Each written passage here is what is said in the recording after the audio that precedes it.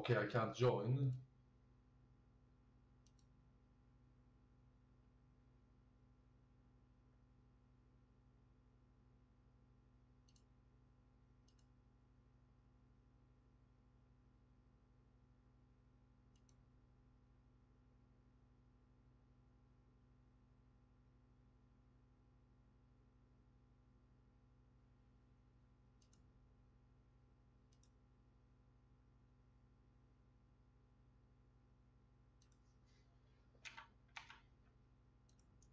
Start restarting.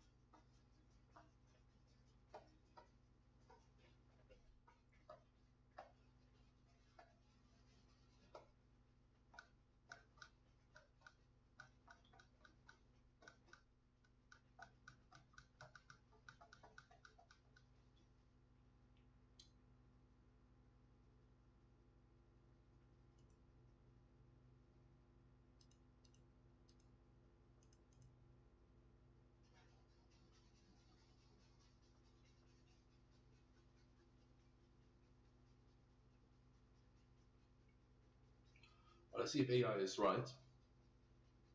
Would love to cast this tournament.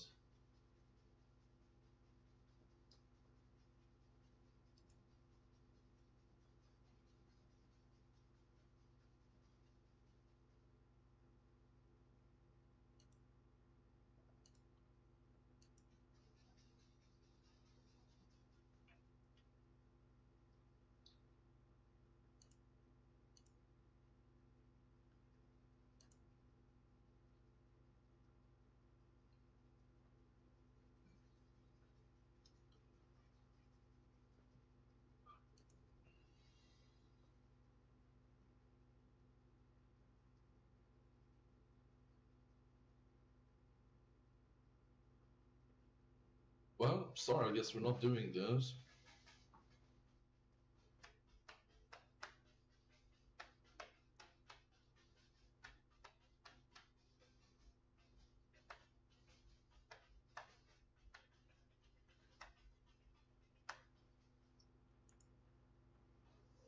You want to watch me play some Smite instead? I'm gonna switch to that then in 4K.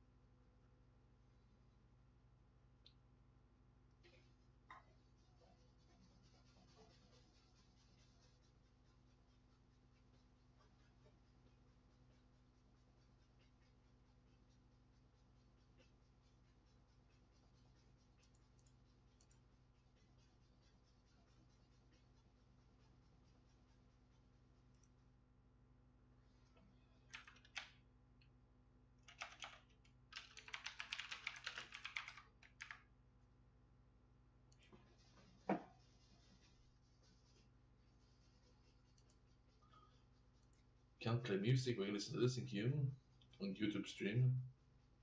Can't play music.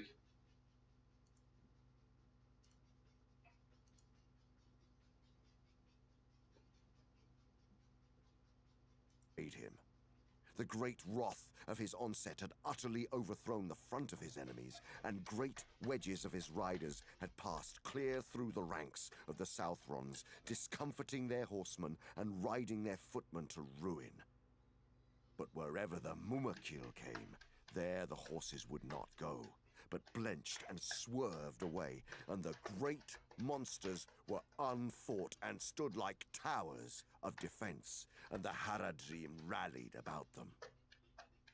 And if the Rohirrim at their onset were thrice outnumbered by the Haradrim alone, soon their case became worse. For new strength came now, streaming to the field out of Osgiliath. There they had been mustered for the sack of the city and the rape of Gondor, waiting on the call of their captain. He now was destroyed, but Gothmog, the lieutenant of Morgul, had flung them into the fray. Oh yeah, I'm gonna... Easterlings with axes and Variags of Khand, Southrons in scarlet and out of far Harad, black men like half-trolls with white eyes and red tongues. Some now hastened up behind the Rohirrim. Others held westward to hold off the forces of Gondor and prevent their joining with Rohan. It was even as the day thus began to turn against Gondor, and their hope wavered, that a new cry went up in the city, it being then mid-morning, and a great wind blowing, and the rain flying north, and the sun shining. In that clear air, watchmen on the walls saw afar a new sight of fear, and their last hope left them.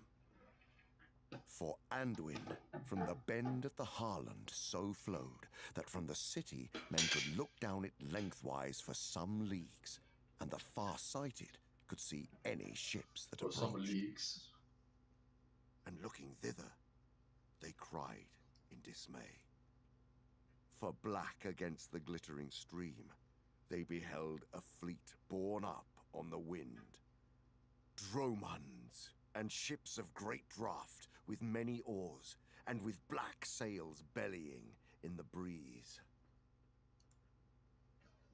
The Corsairs of Umbar! Men shouted. The Corsairs of Umbar! Look!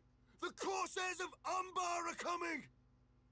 So Belfalas is taken, and the Aether, and Lebenin is gone! The Corsairs are upon us! It is the last stroke of doom! And some, without order, for none could be found to command them in the city, ran to the bells and tolled the alarm, and some blew the trumpet, sounding the retreat. Back to the walls! They cried. Back to the walls! Come back to the city before all are overwhelmed! But the wind that sped the ships blew all their clamor away. The Rohirrim, indeed, had no need of news or alarm. All too well they could see for themselves the black sails. For Eomer was now scarcely a mile from the Harlond, and a great press of his first foes was between him and the haven there, while new foes came swirling behind, cutting him off from the prince. Now he looked to the river, and hope died. Might have to restart in his heart. internet here. And the wind that he had blow the horns to rally all men to his banner that could come thither. For he thought to make a great shield wall at the last, and stand and fight there on foot till all fell, and do deeds of song on the fields of Pelennor, though no man should be left in the west to remember the last king of the Mark. So he rode to a green hillock, and there set his banner, and the white horse ran, rippling in the wind. Out of doubt, out of dark to the day's rising, I came singing in the sun, sword unsheathing. To hope's end I rode, and to heart's breaking. It's lagging too much for some reason. Now for wrath, now for ruin, and a red nightfall. These staves he spoke, yet he laughed as he said them.